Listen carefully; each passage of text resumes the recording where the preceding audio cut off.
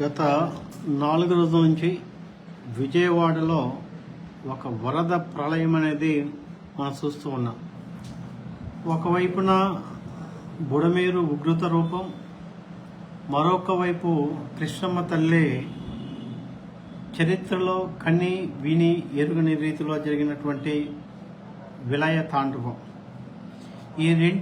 ఈ రెండు మధ్య విజయవాడ ప్రజానీకం లక్షల మంది పడినటువంటి ఇబ్బందులు.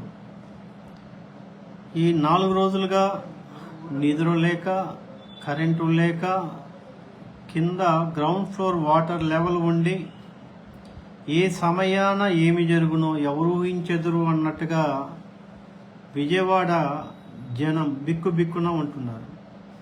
నాకు ఇప్పుడే ఒక బ్యాడ్ న్యూస్ తెలిసింది. చాలా బాధ కూడా పడుతూ ఉన్నాను చెప్పడానికి కూడా.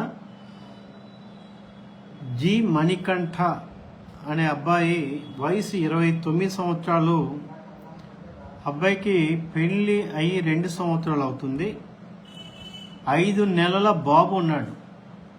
జి మణికంఠ వయసు 29 సంవత్సరాలు, వివాహం అయ్యి 2 సంవత్సరాలు, 5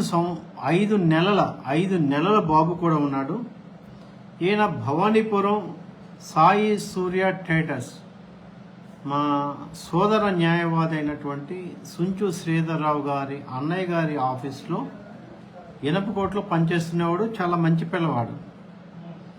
ఈయన ఈరోజు జక్కంపూడి వెనుక ఉన్నటువంటి షాబాన్, అక్కడ 5 నెలల పిల్లవాడి కోసం షాబాన్కి ఈ జక్కంపూడిలో ఉన్నటువంటి వరద నీటిలో ఈదుకుంటూ, ఈయన మంచి ఈతగాడు కూడా వరద నీటిలో ఈదుకుంటూ జక్కంపూడి వెనుక ఉన్నటువంటి షాబాద్కి వెళ్తున్నాడు. క్రమంలో ఆ ప్రవాహంలో ఈరోజు చనిపోయాడు. జస్ట్ 1 గంట క్రితం. ఎంత బాధాకరమైన వార్త వినవలసి వస్తుందో ఇవన్నీ కూడా మాటల్లో చెప్పటానికి వర్ణాతీతం. పిల్లవాడు యుక్త వయసులో ఉన్నాడు. పిల్లవాడు ఒక గ్రామీణ ప్రాంతంలో ఉన్నటువంటి వ్యక్తి, డ్రైవర్గా చేస్తున్నాడు. ఇతనికి స్వతహాగా కూడా ఈత వచ్చు. ఈ అబ్బాయి మా కొలీగ్ అడ్వకేట్, మా మిత్రుడి అడ్వకేట్ వాళ్ళ అన్నయ్య షాప్లో పనిచేస్తున్నవాడు సిమెంట్ కంపెనీలో. మొన్న రీసెంట్గా వెళ్ళిన సందర్భంలో కూడా నవ్వుతూ, అరే మా లాయర్ గారు వచ్చారు టీ పట్టమంటే తెచ్చేవాడు. అలాంటి పిల్లవాడు ఏ పని చెప్పినా కాదనకుండా చెప్పేవాడు. అలాంటి పిల్లవాడు 29 సంవత్సరాల వయసు ఉండి, పెళ్ళి అయ్యి 2 సంవత్సరాలు ఉండి, 5 నెలల పసిబాబు ఉన్నాడు. పసిబాబుకి తండ్రి ఈ అబ్బాయి. ఆ భార్య కోసం వెళ్ళాలనే తపన. ఇప్పటికే 4 రోజులైంది. వరద ప్రవాహం తగ్గి ఉంటుందని జక్కంపూడి వెనుక ఉన్నటువంటి షాబాద్ ఈదుకుంటూ వెళ్తున్నారు. క్రమంలో 1 గంట క్రితం, అంటే ఎన్ని గంటలకమ్మా, అంటే మధ్యాహ్నం తర్వాత 3 గంటల తర్వాత అబ్బాయి ఆ ప్రవాహ నీటిలో కొట్టుకొని పోయాడు అని చెప్పి తెలియటం చాలా బాధాకరం. ఇలాంటి బాధాకరాలు ఎన్నో. మూగజీవులైతే ఆవులు, గేదెలు ఈ ప్రవాహంలో వేల సంఖ్యలో కొట్టుకుపోయాయి. నిన్న ఒక పిల్లవాడు సింగనగర్లో ఉన్నటువంటి బుడమేరు పక్కనే ఉన్నటువంటి ఆంజనేయ స్వామి గుడికి వచ్చి గుడిలో దండం పెట్టుకొని వర్షం వస్తుంటే ఆగి, ఇక వర్షం పెరిగేటట్టుందని చెప్పి నాన్న అమ్మ దగ్గరికి వెళ్దామని ప్రయాణం అయితే మధ్యలో వరద వచ్చి ఆ వరదలో కొట్టుకుపోయి బాడీ తెలిసినటువంటి సన్నివేశం. అలానే ఒక church father double floor 2nd ఫ్లోర్లో ఉండగా పిల్లవాడు మంచినీటి దాహం కోసం అడుగుతుంటే ఆ ఫాదర్ దిగి వచ్చి దాహం కోసం మంచినీళ్ళు తీసుకుని వస్తుంటే వచ్చేలోపే లేడు, వరదలో కొట్టుకుపోయారు. ఈరోజు బాడీ దొరికినట్టుగా తెలియవచ్చింది. అలానే సాఫ్ట్వేర్ ఉద్యోగానికి కూడా రాజీనామా చేసుకొని ఒక డైరీ ఫామ్ పెట్టుకొని మంచి కీర్తి ప్రతిష్టలతో పాటుగా కష్టపడే గుణం కలిగి బాగా చక్కగా జరుగుతున్నటువంటి నేపథ్యంలో ఈ వరద ఉధృతిని తన ప్రాణాన్ని ఫణంగా పెట్టి నలుగురిని కాపాడి మూగజీవులను కాపాడదామనే క్రమంలో ఆవుల్ని కాపాడదామనే క్రమంలో ఆవులను కట్టేసినటువంటి తాడు తీద్దామనే క్రమంలో దిగి ఆ బాబు కొట్టుకొని పోయే పరిస్థితి చాలా దారుణంగా ఉంది. నలుగురిని కాపాడి మూగజీవులను కాపాడే క్రమంలో చక్కగా బాబుకి ఈత కూడా వచ్చు.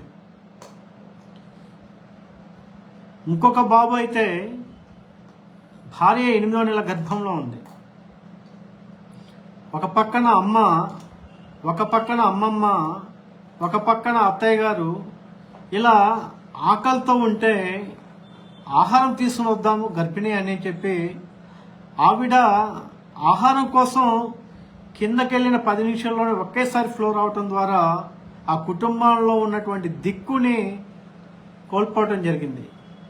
ఇవి కొన్ని మచ్చు తునకలు మాత్రమే. ఇలాంటి ఒక ప్రళయం అనేది కని విని ఎరుగని రీతిలో విజయవాడ పుర ప్రజల మీద ఒక విలయతాండం చేసింది. బుడమేరు ఉధృతి అనేది మాటలు చెప్పడం వల్ల కావట్లేదు. ఒక పక్కన ఖమ్మం నుంచి మున్నేరు ఎగువన ప్రవాహం విపరీతంగా ఉండి జీకొండూరు మైలవరం మీదుగా ఉన్నటువంటి కొండ ప్రాంతాల్లో 1 సంవత్సరం పాటు వచ్చిన వర్షం ఎఫెక్ట్ ఇక్కడ ఉండి బుడమేరులో నీళ్లు ఉన్నటువంటిది ఇబ్రహీంపట్నంలో నదిలో కలవలసిన నీళ్లు అప్పటికే 12 లక్షల క్యూసెక్ నీళ్లు రావడం ద్వారా బ్యాక్ కొట్టేయటం ద్వారా ముప్పేట దాడి జరిగి బుడమేరు వరద ప్రాంతాలలో బుడమేరు వరద ఎఫెక్టెడ్ ఏరియా మొత్తం కూడా అంచనాలను మించి నష్టం జరిగింది. ఆస్తి నష్టం, ప్రాణ నష్టం, మూగ జీవాలు వేల కొలది చనిపోయినాయి. ఇంత ఘోరమైన విపత్తులో, ఇంత ఘోరమైనటువంటి పరిస్థితిలో కృష్ణా జిల్లా ప్రజలు కన్నీటి పర్యంతం జరిగి దుఃఖ సాగరంలో విలయతాండం చెందుతూ ఉంటే రాజకీయ బురదలో జగన్మోహన్ రెడ్డి చేస్తున్నటువంటి దాష్టికాన్ని క్షమించకూడదని చెప్తున్నాను. ఈ ప్రాంత ప్రజలు కలిసికట్టుగా లేకపోతే, ఈ ప్రాంత ప్రజలు అలాంటి అసాంఘిక వ్యక్తులకు అవకాశం కల్పిస్తే భవిష్యత్తులో ఆంధ్రప్రదేశ్ ప్రమాదంలో ఉంటుంది. నాకు తెలిసి బుడమేరుకు గేట్లు లేవు.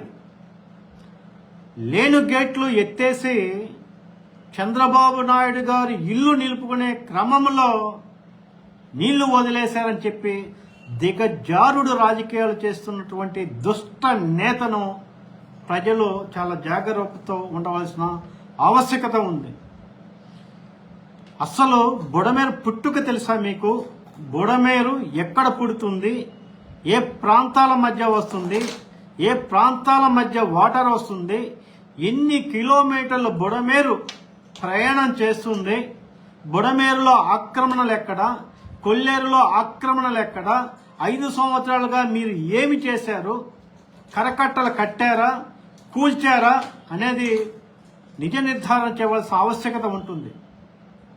73 ఏళ్ల వయసులో ప్రాణాలు తెగించి, ఇందాక నేను చెప్పాను కదా, ఈ 5గురు కూడా 30 ఏళ్ళు ఉన్నటువంటి గజ ఈతగాళ్ళు. అలాంటి వ్యక్తులే వరద నీటిలో కొట్టుకొని పోతే 73 ఏళ్ల వయసులో ఉన్నటువంటి చంద్రబాబు నాయుడు గారు కేంద్ర ప్రభుత్వంతో సయోధ్య కురిసి యుద్ధ విమానాలు తీసుకుని వచ్చి, డ్రోన్లు తీసుకుని వచ్చి రాత్రి బౌళ్ళనగా ప్రజల మధ్య ఉండి తేళ్లు ఉండవచ్చు, పాములు ఉండవచ్చు, ముసళ్ళు ఉండవచ్చు. ఈ వయసులో కూడా ఆయన ప్రతి ఇంటికి అక్క, చెల్లి, అమ్మ, అక్క అంటూ తిరుగుతూ ఉంటే, ఒక పక్కన బుడమేరుకు పడినటువంటి గన్లను నిమ్మల రామానాయుడుతో పాటుగా లోకేష్ గారు, అనిత గారు నిద్రహారాలు మాని 3 గన్లలో ఒక గన్నిని పూడ్చారు, 2వ గన్ని పూడుస్తూ ఉన్నారు. యావత్ యంత్రాంగం ఇక్కడ పనిచేస్తూ ఉంటే వరద తగ్గినా కూడా దాని ప్రభావం ఉంటుందని ఇప్పటికే విషజ్వరాల మధ్యన రాష్ట్రమంతా, తెలుగు రాష్ట్రాల అల్లకల్లోలంగా ఉంటే దాన్ని తగ్గించే ఉద్దేశం మీద రాష్ట్రంలో వివిధ ప్రాంతాల్లో ఉన్నటువంటి ఫైర్ ఇంజన్లు మొత్తం కూడా విజయవాడలో ఉన్నాయి. రోడ్లను ఫైర్ ఇంజన్లతో శుభ్రం చేసిన ఏకైక ముఖ్యమంత్రి చంద్రబాబు నాయుడు గారు. ఫైర్ ఇంజన్ల ద్వారా గృహాలని శుభ్రం చేస్తూ ఉన్నాడు. నీ ఇంటికి నేను పెద్ద కొడుకు ఉన్నానని చెప్పి ప్రజలకు చెప్పాడు. మీరు శుభ్రం చేయవలసిన ఆవశ్యకత లేదని చెప్పాడు. ఇలా చంద్రబాబు నాయుడు గారు ప్రతి ఇంటిని శుభ్రపరుస్తూ మెడికల్ క్యాంపులు ఏర్పాటు చేస్తూ రాష్ట్రంలో వివిధ ప్రాంతాల్లో ఉన్నటువంటి పారిశుద్ధ్య కార్మికులను విజయవాడలో దించి యుద్ధ ప్రాతిపదికం మీద ఇంచుమించుగా 4 అడుగుల పైన పేరుకుపోయినటువంటి బుడమేరు బురదను తీస్తూ ఉంటే జగన్మోహన్ రెడ్డి గారు రాజకీయ బురద వేస్తున్నాడంటే ఎంత నీచాతి నీచమైనటువంటి ఎంత దిగజారుడైన వ్యక్తో అర్థమవుతుంది. ఒక్కసారి చూడండి, భారతదేశంలో నాకు తెలిసి 4వ లేదా 5వ అతి పెద్ద ఫండింగ్ కలిగినటువంటి పార్టీ వైఎస్ఆర్సీపీ పార్టీ. ఇంచుమించుగా 500 కోట్ల పైచీలకు బాండ్ల ద్వారా, ఎలక్ట్రల్ బాండ్ల ద్వారా కలిగినటువంటి ఫండింగ్ ఉన్నటువంటి పార్టీ ఏమన్నా ప్రజలకు ఎంత మాత్రం ఇచ్చారని అడుగుతున్నాను. మీ పార్టీ ఫండింగ్లో ఎంత మాత్రం తీర్చి కృష్ణా జిల్లా ప్రజలకు మీరు మీ సహాయ సహకారాలు అందజేశారని చెప్పి ఈ ప్రాంత ప్రజలు నిలదీస్తున్నారు. కొద్దిగా సీము, నెత్తురు, సిగ్గు ఉండాలి మీకు. జగన్మోహన్ రెడ్డి గారు ఇంకొకసారి మీరు గూగుల్లోకి వెళ్ళి చూడండి. గూగుల్లోకి వెళ్ళి చూస్తే బుడమేరు హిస్టరీ వస్తుంది. హిస్టరీ తెలుసుకొని మాట్లాడండి. చంద్రబాబు నాయుడు గారికి ఇల్లు మునుగుతూ ఇంటిలో పని పాట లేక ప్రజల మధ్య తిరుగుతుండాలని సిగ్గు ఉందా మీకు? జగన్మోహన్ రెడ్డి గారు, చంద్రబాబు నాయుడు గారు ఇల్లు మునుగుతుందని బుడమేరు గేట్లు ఎత్తేశారంట. బుడమేరు గేట్లు ఉన్నవా? బుడమేరు ఎక్కడ గేట్లు ఉన్నవా మీకు తెలుసా? అసలు బుడమేరు గేట్లు లేవనే ఇంగిత జ్ఞానం మీకుందా?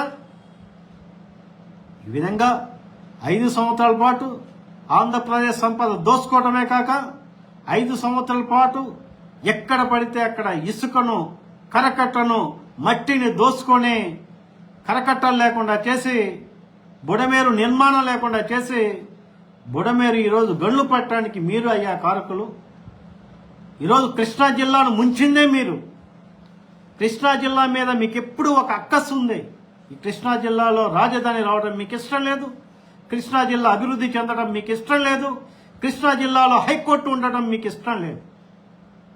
మీరు రాజకీయాలకు పనికిరారని చెప్పి తెలియజేస్తున్నాను. ఇలాంటి వ్యక్తిని ప్రజలు జాగరూకతతో ఉండవలసిన ఆవశ్యకత ఉంది. కరోనా కన్నా, నిన్న వచ్చిన ప్రళయానికన్నా ఈ రాష్ట్రానికి ప్రమాదకారి జగన్మోహన్ రెడ్డి అని యావత్ ఆంధ్రప్రదేశ్ ప్రజానీకానికి ఒక న్యాయవాదిగా తెలియజేస్తున్నాను. జై హింద్, జై హింద్.